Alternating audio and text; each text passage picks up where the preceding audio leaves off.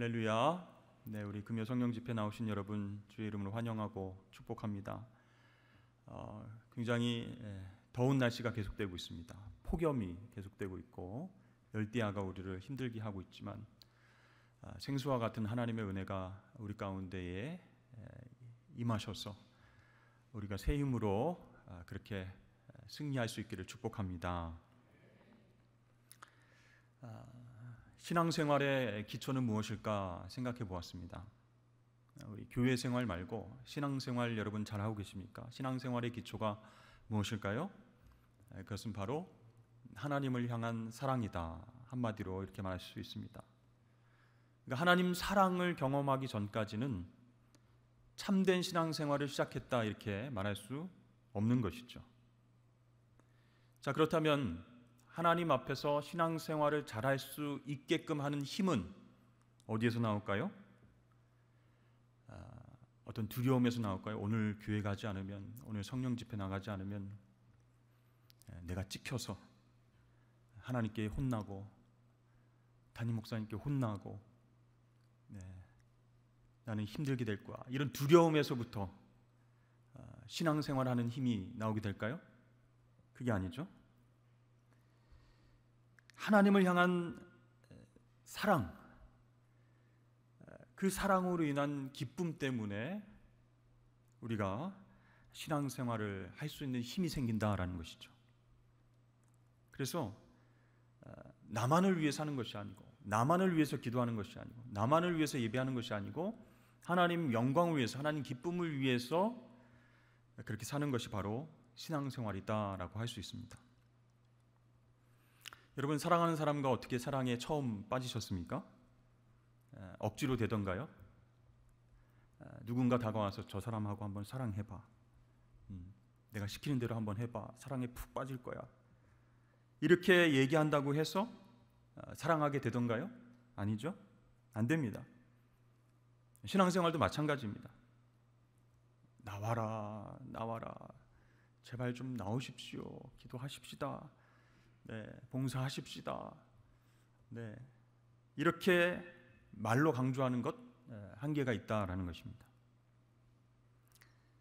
신앙생활도요, 힘에 의한 강요, 안 나오면 이거야. 이렇게 힘에 의한 강요, 물질에 대한 유혹, 나오면 내가 밥 한 번 살게, 열심히 참여하면 내가 한턱 쏠게. 힘에 의한 강요나 물질에 의한 유혹, 이것으로 신앙생활이 가능한 게 아니다라는 것이죠. 신앙생활은 하나님에 대한 사랑을 기초로 한다. 이것이 중요합니다. 따라서 우리의 신앙이 성숙해졌다라고 하는 것은 교회 생활에 익숙해졌다 그런 말이 아닙니다. 교회에서 더 많은 일을 하게 됐다 그것도 아닙니다. 직분을 얻었다 그것도 아니에요. 진리를 통해서 하나님을 더 많이 알게 되고 그 알을 바탕으로 해서 하나님을 더 깊이 사랑하게 되는 것, 그것이 신앙이 성숙했다, 그 말의 의미라고 할 수 있습니다. 그런데요, 이 신앙생활의 기초가 하나님에 대한 사랑이다 이렇게 말했는데 이 사랑이 고정되어 있습니까? 움직이죠. 사랑은 동사야, 사랑은 움직이는 거야, 이런 얘기도 있지만 이 사랑이란 감정이 고정되지 않고 움직입니다. 여러분, 남편이나 아내, 부모나 자녀, 우리 애인, 그 사랑 늘 한결같습니까? 솔직히 말씀해 보십시오. 한결같지는 않죠. 어떤 문제로 인해서 그 사랑하는 마음이 줄어들 수도 있고요. 그 사랑이 변해서 미움과 무관심이 될 수도 있어요. 그러다가 회복되기도 합니다. 어떤 감동적인 경험을 통해서 저 사람을 향한 사랑이 진짜였구나, 이렇게 다시 사랑이 차오르기도 합니다. 하나님을 향한 사랑도 마찬가지다라는 것이에요. 그럼 하나님에 대한 사랑 무엇으로 인해서 커지게 될까요? 그것은 우리의 기도 생활과 관계가 있다라는 것이에요. 오늘 시인은 말하고 있습니다. 우리 1절 말씀 한번 보여주시죠. 함께 읽어볼까요? 시작. 여호와께서 내 음성과 내 간구를 들으심으로 내가 그를 사랑하는도다. 자, 시인은 지금 두 가지 경험을 말하고 있습니다. 하나는 자신이 하나님께 간구했다, 이 경험을 얘기하고 있고, 또 하나는 자신의 간구를 하나님께서 들어주셨기 때문에 하나님에 대한 사랑이 깊어졌다, 이렇게 말하고 있습니다. 그렇습니다. 하나님께서 나를 사랑하신다라고 하는 그 확신, 그것은요, 막 산이 옮겨지는 기적이나 죽은 사람이 막 살아나는 기적, 그것을 통해서만 생기는 것이 아니다라는 것이요, 시시때때로 만나는 어려움 앞에서 하나님께 기도했더니 그 기도가 응답되었다라고 하는 그 과정을 통해서 하나님 사랑을 경험하게 되는 것이에요. 그래서 비록 말씀의 기초는 부족할지라도 기도의 응답을 통해서 하나님에 대한 사랑이 촉진된다, 다시 생겨나게 된다는 것이에요. 그래서 그 사랑은요, 하나님에 대해서 더 많이 알고 싶은 마음으로 우리를 이끌어가고, 그래서 우리의 신앙을 자라게 한다, 성숙하게 한다라는 것입니다. 그런데요, 어느 정도 우리가 신앙생활을 했어요. 어느 정도 알 건 알게 되었습니다. 그럼에도 불구하고 기도에 소홀해질 때가 있어요. 왜 그럴까요? 이제 뭔가 기도를 통해서 낙심도 하게 되고 응답을 받지 못한 것 같은 경험도 하게 되기 때문입니다. 그래서 아니, 기도로 내가 뭘 구한다고 해도 이게 하나님 뜻이 아니면 안 이루어질 것 아니야. 그리고 기도 안 해도 그게 하나님 뜻이면 어차피 이루어질 텐데 결국 기도가 무슨 소용인가, 이런 생각을 할 때가 있어요. 그러니까 하나님께서 다 아시는데 굳이 내가 열심히 기도할 필요가 있나? 우리의 기도가 과연 현실 세계에 영향을 미칠 수 있을까? 그러다가 결국 어디까지 의문이 이릅니까? 우리의 기도가 하나님 뜻을 바꿀 수 있을까? 그런 질문까지 하게 됩니다. 그러면 안 되겠지? 그러면 이제 포기하게 되고 기도를 안 하게 되고 하나님 사랑을 확신할 수 있는 방법이 점점 줄어들고, 그렇게 되면 신앙생활이 성숙하지 못하게 되고 형식적인 교회 생활을 하게 된다는 것이죠. 여러분, 그러나 기도하는 우리 쪽에서 실감을 하든 못하든 간에 하나님은 여전히 살아계시고 엄연히 그곳에 서 계십니다. 그래서 그것을 인지하고 무엇을 요구하든지 무엇으로 기도를 하든지 나를 위해서가 아니라 하나님 뜻을 위해서 간구하는 그 기도의 주된 목적은 무엇이 되겠습니까? 우리 생활을 더 편하게 만드는 것 아니에요. 우리가 더 부자가 되는 것 아니에요. 기적의 능력을 계속해서 얻기 위해서 기도하는 것이 아닙니다. 하나님을 아는 데 그 목적이 있다라는 것이요. 그래서 우리는 그 기도를 통해서 하나님을 알고 그분의 성품을 점점 알아가니까 그분을 더 사랑하게 되고, 그럼으로 인해서 어떠한 상황 가운데도 실망하지 아니하고 더 하나님 앞에 매달리게 되는 것, 더 하나님을 신뢰하게 되는 것, 이것이 바로 우리가 기도하는 이유가 될 줄로 믿습니다. 그래서 이렇게 기도 응답받고요, 하나님을 더 사랑하게 되고 더 신뢰하게 되는 사람은요,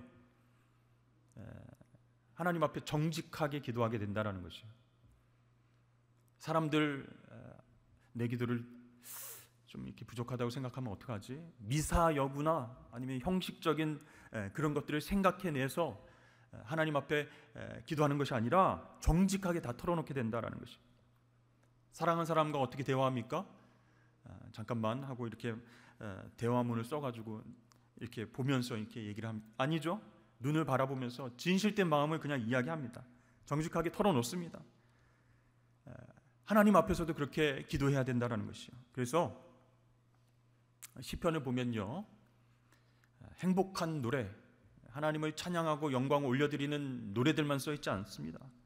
막 짜증내고 화내는, 또 삐치는 이야기, 후회하고 가슴을 치고 때로는 불손한 그런 외침들이 더러더러 표현되어 있어요. 자, 그렇다면 시편의 기도들 무엇을 우리에게 보여주는 것일까요? 기도는 단순히 내 정보를 하나님께 알려드리는 것, 내가 지금 이런 상황입니다, 내가 무엇이 필요합니다, 하나님 이걸 해결해 주십시오라고 그 정보를 단순히 알려드리는 것이 기도가 아니라 틀에 맞춘 찬양과 사랑 고백만 하는 것이 아니다라는 것이에요. 이 기도는요, 굉장히 솔직하게, 정직하게 하나님 앞에서 내 모든 것을 털어놓고 상호 교감하는 만남의 통로다라는 것이죠. 그래서 하나님께서 나를 잘 아시기 때문에 어떨 때는 yes 하실 때도 있고 no 하실 때도 있고 wait 기다려라 이렇게 하실 때도 있어요. 그게 굉장히 인격적인 상호작용이라는 거예요. 무슨 로봇처럼 나 이거 필요해요 하고 기도에 동전을 넣으면 하나님이 여기 있다, 옛다 받아라 이렇게 기계적으로 그렇게 기도와 응답이 되어지는 게 아니다라는 것이죠. 인격적인 교류가 있기 때문에 yes, no, wait 이런 응답들이 나오는 거예요. 그 기도 응답의 과정을 통해서 하나님을 알아가는 거죠. 아, 하나님 왜 no라고 하셨지? 왜 기다리라고 하셨지? 왜 지금은 아니라고 나를 멈추게 하셨지? 하나님이 인격적으로 알아가게 되고 그 하나님을 더 사랑하게 된다라는 것이죠. 근데 우리가 신앙생활 오래 하면요, 이게 기도가 수준이 낮아. 저분은 왜 이렇게 똑같은 말만 반복하고 기도는 열심히 하는 것 같은데 뭔가 이 언어의 수준이 하나님 기뻐하시지 않는 그 수준에 머물러 있어. 이렇게 나름대로 평가하고 그렇게 생각할 때가 있어요. 예전에 세 가족이 신앙생활을 이제 처음 시작했는데 기도를 처음 배웠어요. 그래서 하나님께 내 정말 필요한 것, 급한 것을 아뢰는 것이 기도고 하나님 다 들어주신다 이렇게 배웠어요. 그래서 무엇을 가지고 기도합니까? 했더니 자기는 사람들 앞에서 나서서 말을 하려고 하면 막 떨리고 평소에는 안 그런데 막 이렇게 말도 떨리고 생각도 다 지워지고 하얘지고 너무 떨리고 무서워가지고 실수를 많이 한다는 거예요. 직장 생활을 하는데 그래서 이제 뭔가를 보고하거나 무슨 브리핑을 하거나 뭔가를 설명하려고 할 때 덜덜덜덜 이렇게 떤대요. 그래서 이 성격적인 그런 부분들도 있지만 이게 안 고쳐진다는 거예요. 그래서 뭐 웅변학원도 다니고 뭐 훈련을 자기 나름대로 하고 뭐 연필 볼펜을 여기다 이렇게 하고 막 이렇게 가나다라 이렇게 하고 아나운서들이 하는 훈련도 하고 했는데도 막상 이제 사람들 앞에 나서서 뭔가를 발표하려고 할 때 막 두렵고 떨리고 해서 안 된다는 거예요. 그래서 그게 제일 급한 기도 제목이라 하나님 앞에 하나님 떨리지 않게 해주십시오. 사람들 앞에 서서 발표할 때 뭔가를 얘기할 때 떨리지 않게 해주십시오. 이런 기도 제목을 가지고 기도한다고 그랬어요. 다른 사람들은 참 재밌다, 웃기다 이렇게 들리겠지만 그분은 굉장히 심각한 기도 제목이었어요. 그것을 위해서 하나님 앞에 간절히 기도한다 이런 얘기를 들었습니다. 여러분, 이 세 가족의 기도가 수준이 낮다고 얘기할 수 있습니까? 또는 하나님에 대한 사랑이 적다 이렇게 말할 수 있겠습니까? 아니죠. 우리의 현실적인 문제, 하나님의 도우심이 아니면 해결할 수 없는 그 문제를 놓고 솔직하게 아주 정직하게 내어놓고 있다라는 것이죠. 그러면 어떻게 될까요? 그분의 기도는 하나님의 사랑을 경험하는 기회가 될 것이고 그래서 응답받으면 하나님에 대한 사랑이 더 깊어지게 될 것이고 그러면 그 신앙도 예전엔 어렸지만 성숙하게 될 것이다 라는 것이에요.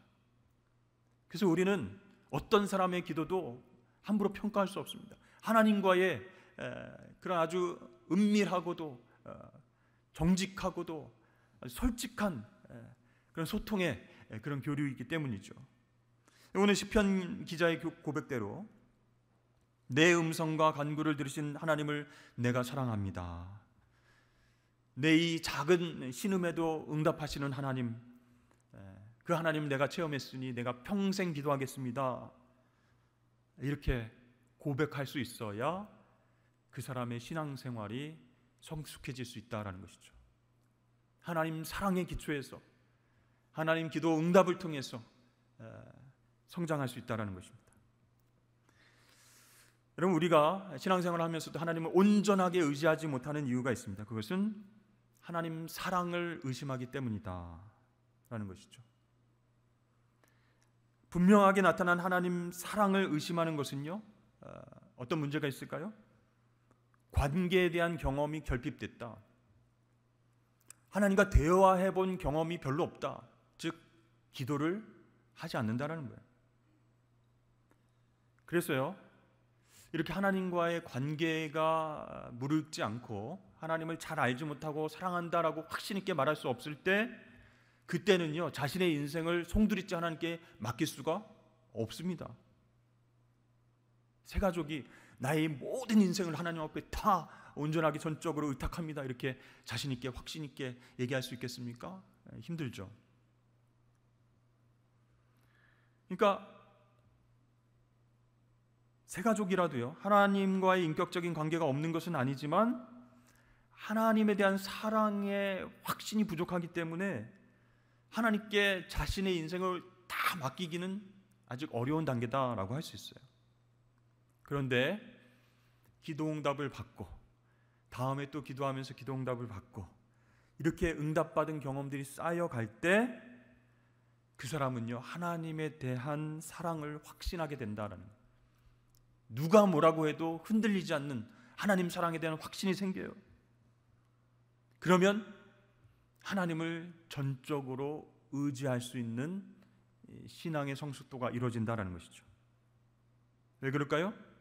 사랑이라는 것이 곧 하나님을 의지하는 힘이기 때문입니다. 그러므로 여러분, 이 신앙의 문제는 결국 사랑의 문제로 귀결된다라는 것을 우리가 알 수 있습니다. 그러니까 오늘날 많은 사람들이요, 하나님 믿습니다, 하나님 해결해 주실 것입니다, 이렇게 말은 하면서도 실질적으로 하나님 의지하지 않고 살아가는 중요한 요인이 무엇일까요? 하나님에 대한 사랑의 확신이 부족하기 때문이다. 그 사랑의 확신은 어디서 나오냐? 하나님과의 교제에서 나오는데, 그것은 하나님 앞에 기도하면서 응답받은 것들이 쌓여져 갈 때 나온다라는 것이죠. 여러분, 한번 물어보겠습니다.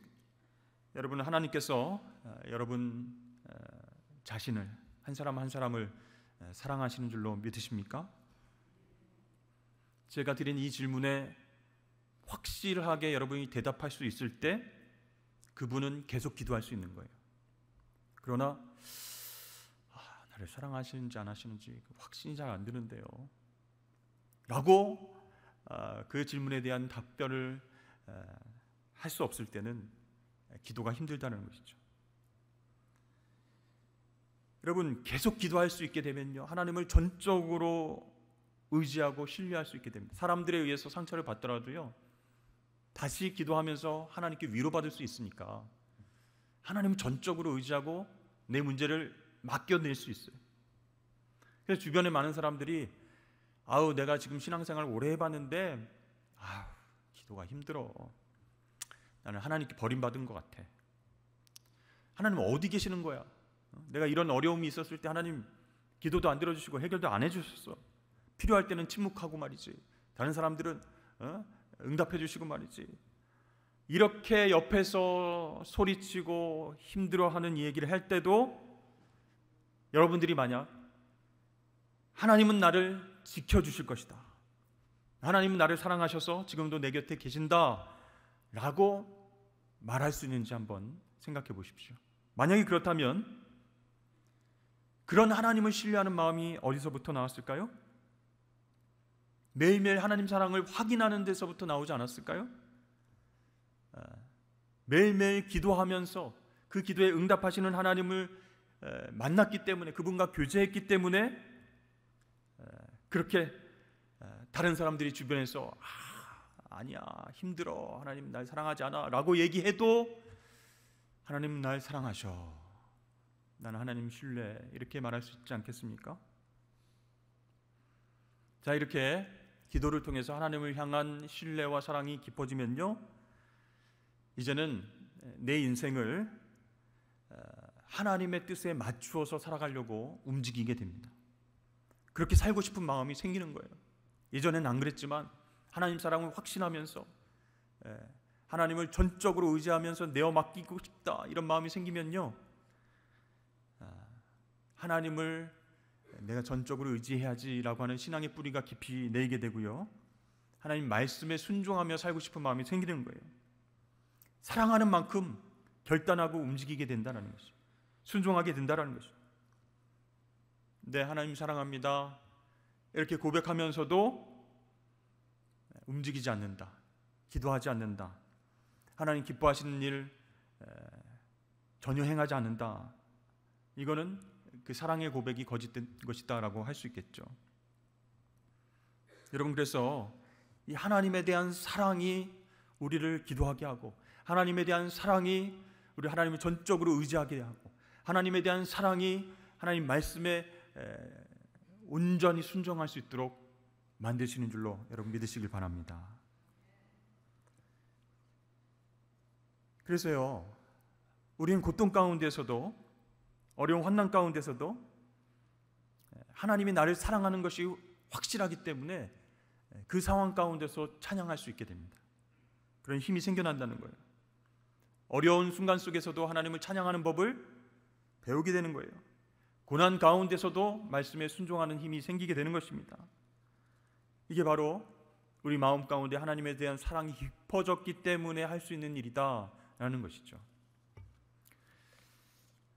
여러분, 이제는 우리 아이들이 커가지고 안 가게 되는데, 어렸을 때 놀이동산에 많이 갔습니다.